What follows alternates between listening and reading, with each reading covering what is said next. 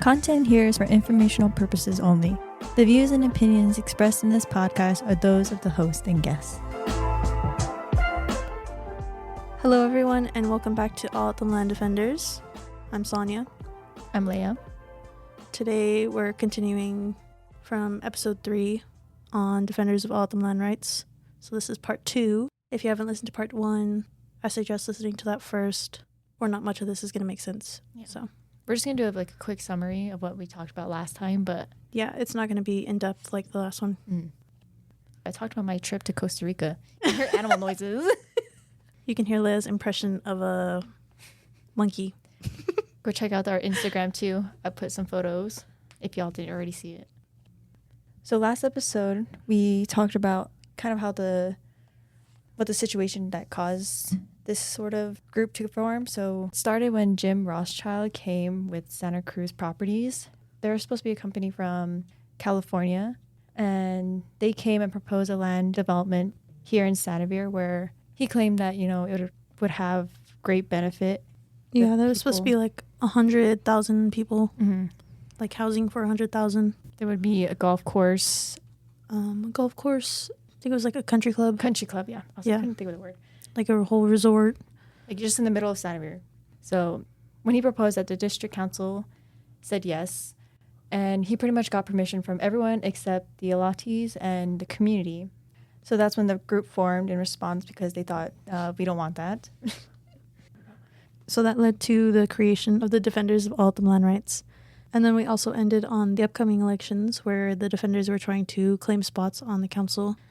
And I think it was in the Nations Council too. Mm-hmm. Yeah.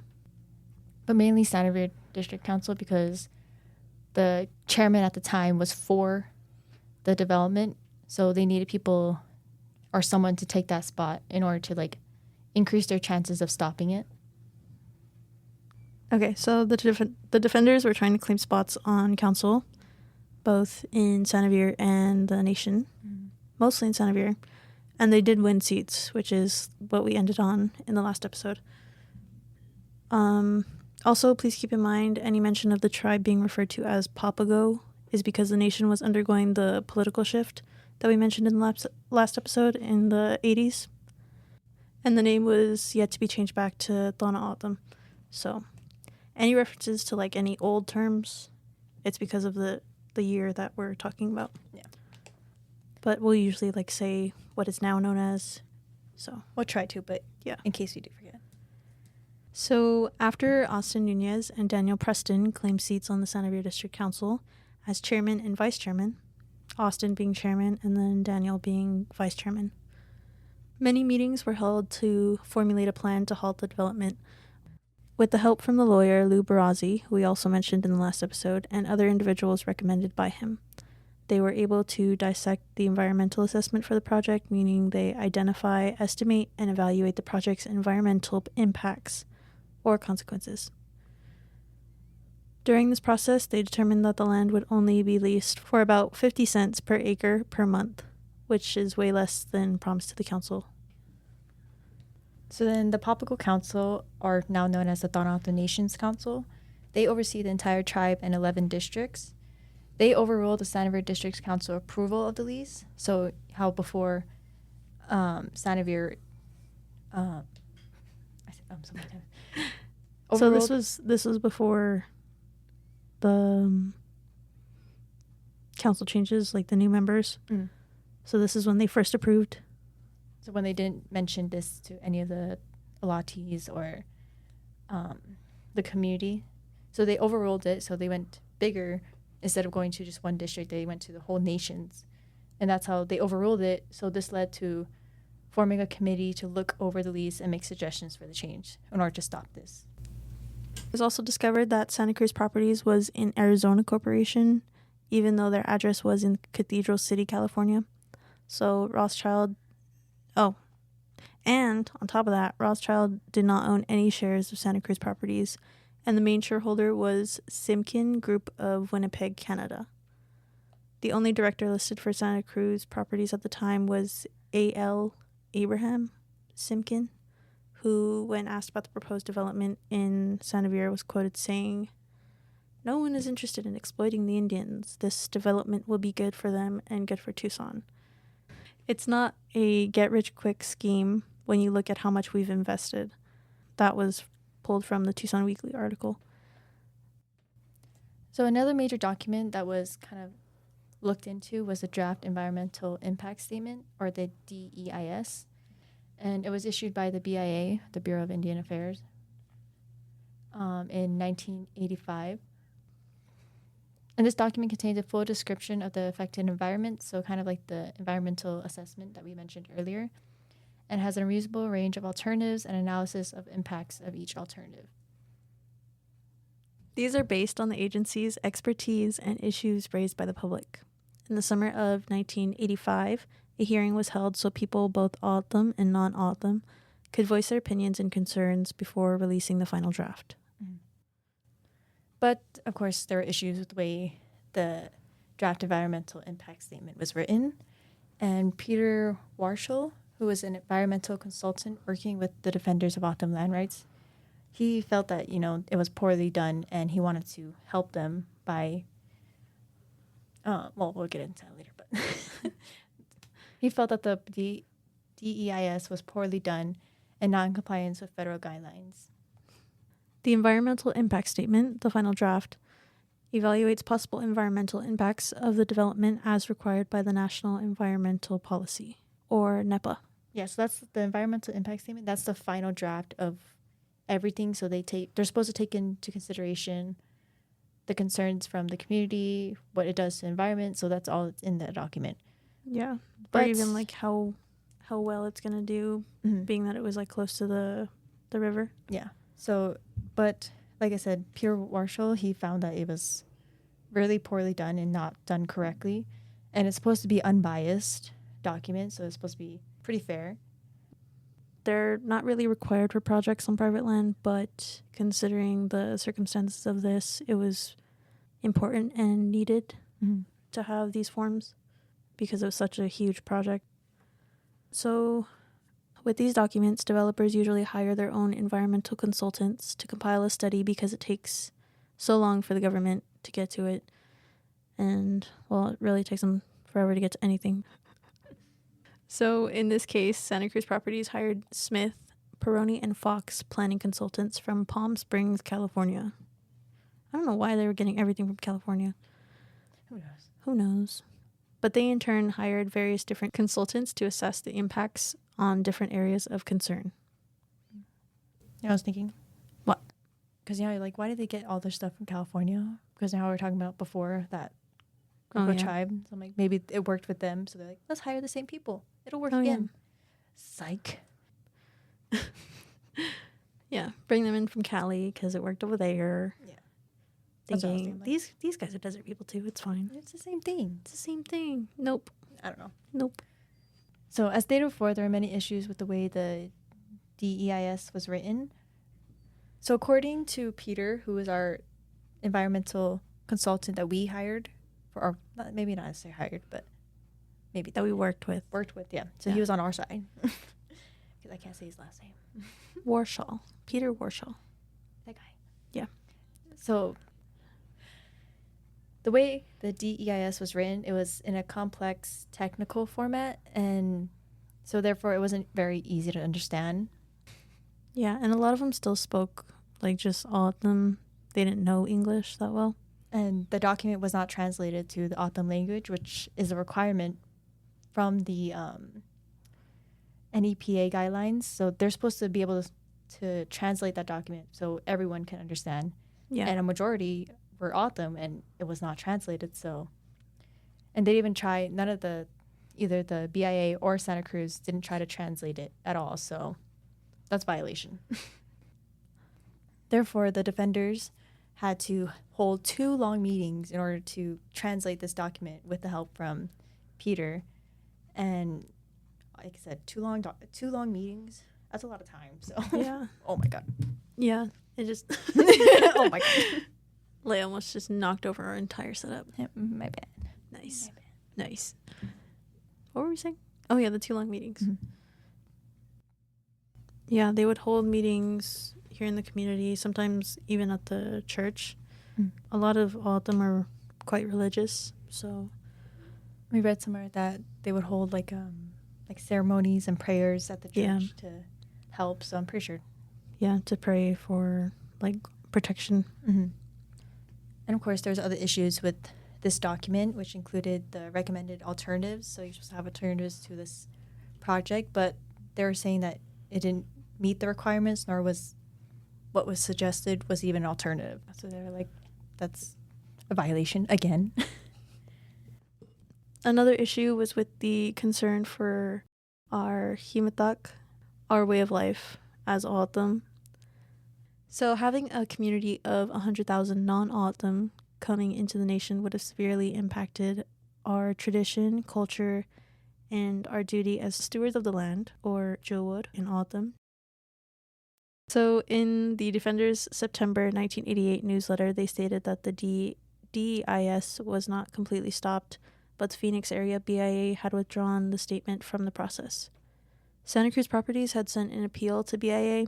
The Secretary of Interiors then instructed the Phoenix BIA to contact the Donna O'odham Legislative Council to seek clarification on their rejection of the proposed land development case. Mm-hmm.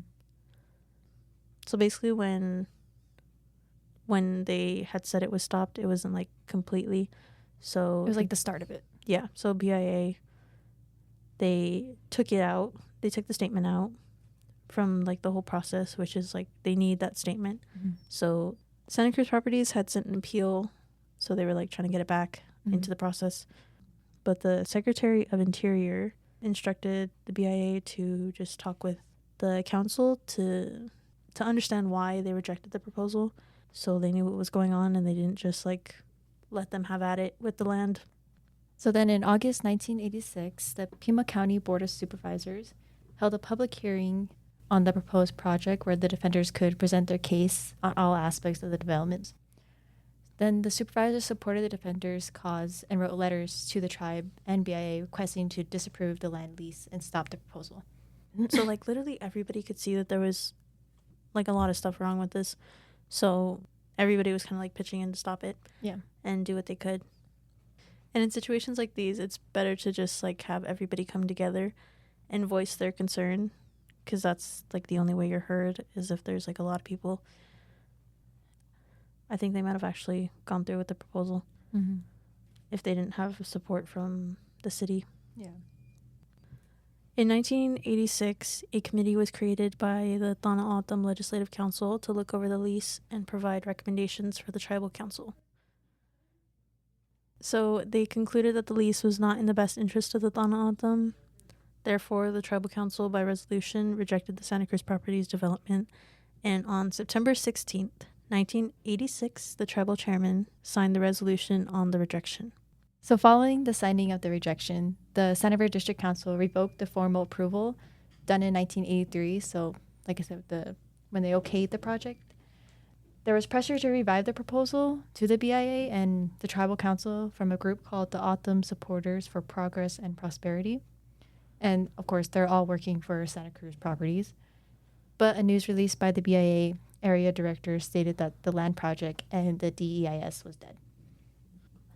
So on November 6, 1987, Donna O'odham Nation Chairman Enos Francisco ended the proposed development by officially notifying the BIA that the nation had rejected the proposed development. Another letter was sent in January 1988 by the defenders to the BIA Phoenix requesting them to accept the tribe's clarification and that the Santa Cruz Properties is dead and that there be no further attempts to revive it. So they were like knocking at BIA's door. This is why we're saying no. Everyone else agrees with us. Can you accept it already? Yeah. So that was the death blow of this whole thing. Like them officially notifying the BIA that, we're not going to change our mind. This is what we want. So that was it. So that group that we're talking about, the O'odham Supporters for Progress and Prosperity, I'm not sure if they're still going. I didn't really research it before. I don't think so. I don't know if that's still a group right now, but I don't think so. I think we would have heard about it. Yeah, because I guess that's the first time I've heard about it. Yeah. Also in 2016, when the late Michael Enos was asked about this time, he reflected on how much the defenders learned during this time from Barazi and Warshall, and how he encouraged them to be in leadership roles. Some of them actually began taking classes at Pima Community College to better educate themselves on such matters like about the land and waters and just rights in general, like what rights we have, what rights we don't, what's like in progress. Another thing that Enos, Bailey, and Ramon Pearson all shared was how the proposal had split up families, friends, and how it divided the community. And for some time after, it was difficult for Enos to visit family, but he mentioned that time heals everything. So it is a shame, though, that everything had to be like that and how divided the community was at the time. So today there are protocols in place to deal with land development proposals and requirements that need to be met in order for leasing to take place on native land. So this is not just in our nation, but also in other tribes. And leasing may be for agricultural use, business use, residential use, or wind or solar resources. So the protocols or requirements for those proposing a lease. So we listed a couple of things. I'm not sure if they're all of them or not, but so they have to. Most of them. Most of them, yeah. So they have to inform the landowners, usually by a letter, and they have to describe the proposal and what is going to happen. There's meetings that will have to be held to discuss the proposal and get support or non-support. The BIA also requires an appraisal as well as an environmental assessment of the areas to be leased. So the Santa Fe District themselves also have their own development review process on all proposed developments, whether on district or allotted lands. And they require that all information on the development is presented at a public hearing for the district for them to comment, support, or not support. And if the proposed land development will benefit the Santa Fe community or the Latis, then leasing would be supported. So to put it in simpler terms, you have to go through a whole bunch of stuff, the meetings, let all the allottees who have land in the area that you're trying to lease. So pretty much these protocols are formed in response to the mistakes learned in the past. Maybe not necessarily mistakes, but what we didn't know before. That's why all these protocols are here, in order to avoid what could have happened before with this project. They want to make sure, everyone has a say. So that's why meetings are held. And of course, notification of whatever is going on, whatever you're leasing. So everyone needs to know. Again, a mistake that was made in the past. No one knew. So they want to inform. So support and non-support, huge deal. Because if there's not support, then maybe that should be considered. If there was some non-support, then there's other protocols that need to be taken to see why, kind of like the clarification. So yeah, it's a long process, but for a good reason. Yeah. So like, even if you want to build a house and you are an allottee and it's on your land, I think there's like certain protocols that you have to go through even to do that, because you also need like everybody else who's in your allotment, because it's like broken off into sections. I don't know if any of you have seen the map, but it's like there's like 100 something and there's like 1,000 allottees. So because of all the fractionization, you have to go to everybody who is in your allotment and get approval from them. It's a complicated process, but worth it in the end if you do have the support. An example of this is the Santa Fe Co-op farm, where majority of the landowners agreed to lease their land to the farm because the community as a whole wanted to see the farm fields plentiful again. And they've been doing very well. It's for good use. Yeah. So compared to the development proposed by Santa Cruz Properties, this was an attempt by an outside influence in order to take land and divide or hurt the walk off them. And therefore, it wasn't really benefiting the Santa Fe community or the Latis. So this is kind of like the end. And this will also lead us into our next topic for our next episode, which is going to be the Southern Arizona Water Rights Settlement Act. Because after they worked on like the stopping the development, they wanted to know like other ways to help the community, and there's a lot of issues with our water and our rights to the water, like the groundwater. So we'll get into that in the next episode. But to end this, we wanted to share one of Giselle's questions from her dissertation. So the question was, if the defenders of Autumn land rights had never been created, what would the outcome of this development project have been? And this is a pretty good question. It's very broad. Like you kind of think about what if. You should voice your opinion that, there'd probably be a community of 100,000 non-Autumn here. The development would have taken place. Everything would have gone through, unfortunately. Yeah. And I was kind of thinking about this question when I was writing the document, our script. And I was like, well, yeah, because like this was back in 1980s. So this would have been about 40 or so years into this project. So can you imagine it? like a golf course in the middle of Sanavir. Can you imagine that right now? Just where all those homes are. Golf course, a country club, a whole resort. Yeah, like I was just thinking about that. I was like, wow, I can't imagine. It's so weird. Like imagine if you're driving down the highway past Sanavir and there's just like a whole like mini city for 100,000 people. And I was thinking about it. I was like, well, having this project gone through, I think that's only the start. Yeah. Other people, maybe even the same company, I don't know, other projects and companies would have proposed stuff and we would have been like, yeah, okay. So eventually, I don't think Sanavir would be here. Honestly, I really don't think it would have been here. Or there'd be like very little. Yeah. It wouldn't be not a tribe, but like a community here. So yeah. So thank you, defenders of autumn land rights, for standing up. Another good thing that also came out of this was the co-op farm. They plant a lot of traditional foods and plants. So it's good to see. I also recommend stopping by there if you have the time or if you're passing through or if you live here, especially if you live here. We've also, through the association, we have also been kind of partnering with the co-op farm on some events. Like we had a movie night a couple months ago in April. We played Smoke Signals. It was fun. Yeah, we had a little costume contest for the kids. And aren't you going to be having one soon? Maybe. We're working on it. Yeah, there's a lot going on right now. At the time we're recording this, the semi-annual is literally in 2 days. So we're a bit late on recording, but obviously we'll give you an update on that next episode for sure. Yeah. Okay, so we also had our photography workshop last weekend. Yeah. I was only able to make it to Friday. It was a weekend workshop, so it was Friday, Saturday, and Sunday. Friday, it was from 4 p.m. to 9 p.m., which is the one that I got to go to, but I had other plans for Saturday and Sunday, so I couldn't make it. But for Saturday and Sunday, it was 9 a.m. to 4 p.m. But on Friday, when I went, it was more of a introduction presentation where they just kind of showed us showed the youth how to read a picture and find the meaning behind it, or like what they're trying to portray in the picture. It was really interesting because you got to see like in every way like what makes a picture. Photography comes from like the Greek or Latin. I don't remember which one it was, but it's like the literal definition is like writing with light. But like you use the light, you use shadows, objects, people. I'm gonna need you guys to be mature here, but there was a picture. They showed a lot of pictures, but some of them did have like naked people just to show like vulnerability. I would say like in like older and ancient times, you know, like the statues, obviously. And Greek, that's what it was. Greek art. Mythology. Yeah, there's a lot of that. But they've done like a lot of different workshops and classes down in Mexico because it was Asarco who was hosting the presentations. Mm-hmm. So they've gone to a lot of cities in Mexico where they did the photography workshops and like longer classes, and a lot of the pictures that they showed were from the students. So they had like projects and they had to like do a theme. So each different photographer has a theme to all their pictures. So they all kind of tie together and they all have similar meanings. Anyways, so I was saying about the picture. I'll tell you about like 3 of them. They're all going to be in black and white. So picture it in your head.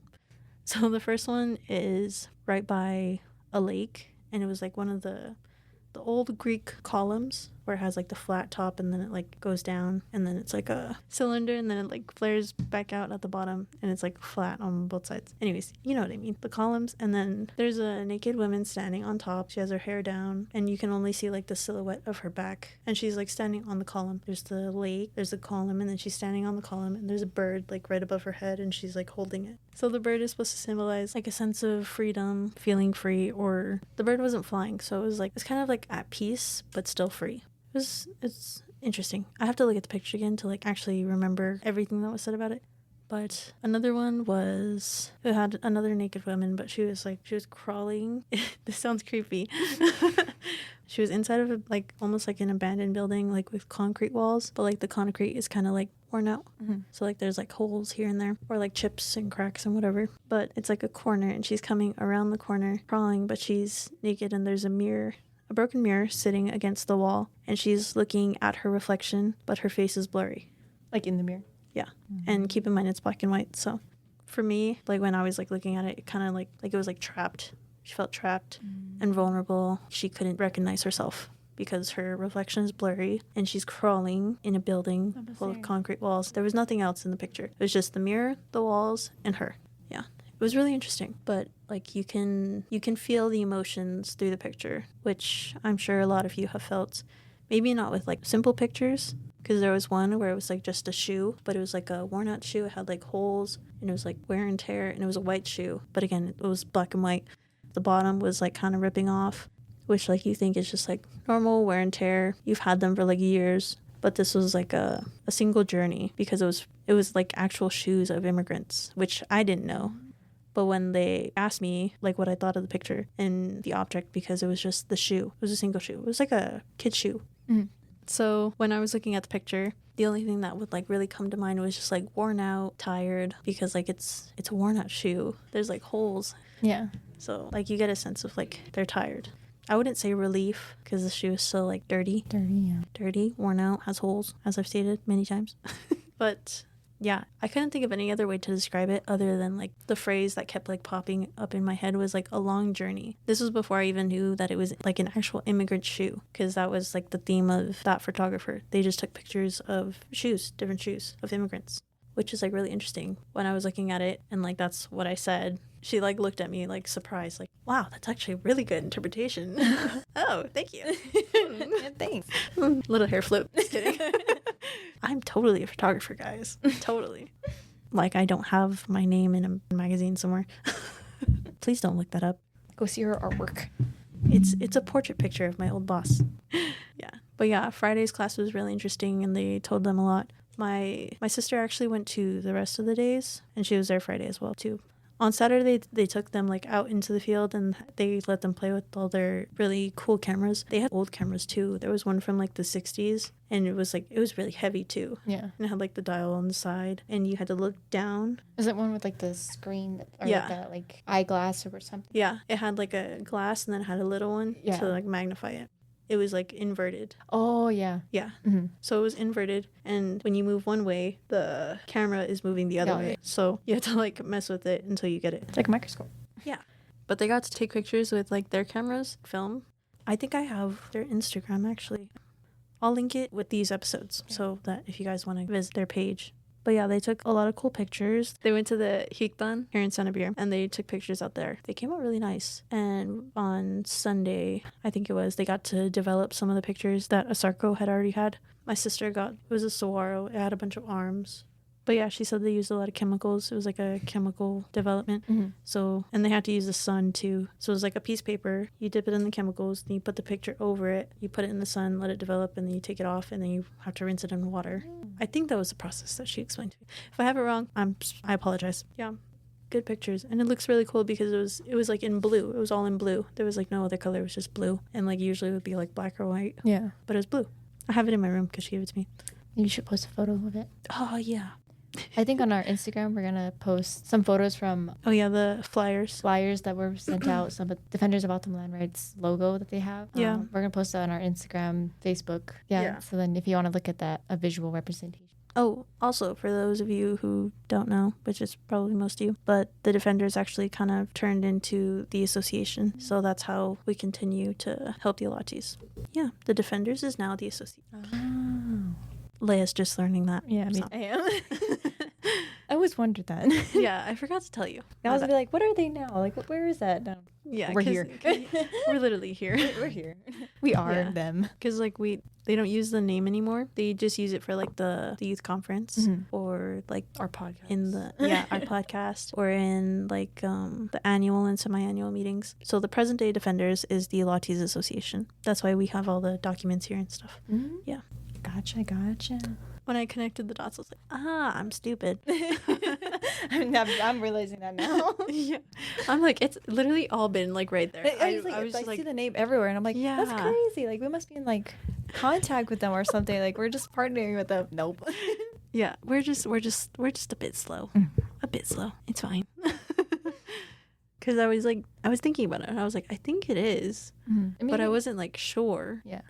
So that's Defenders of Autumn Land Rights. I hope you learned something. The tip of the iceberg. Yeah. But we have a lot more content to show you. Like I said, tune in for our next episode about the water, our water rights and such. Yeah, there's also still a lot going on with the water. Yeah, like I don't know if you saw it about the Hopi and the Navajo reservation. We'll talk about it next episode. I hope everyone has a good day whenever you're listening to us. Bye-bye. Bye-bye.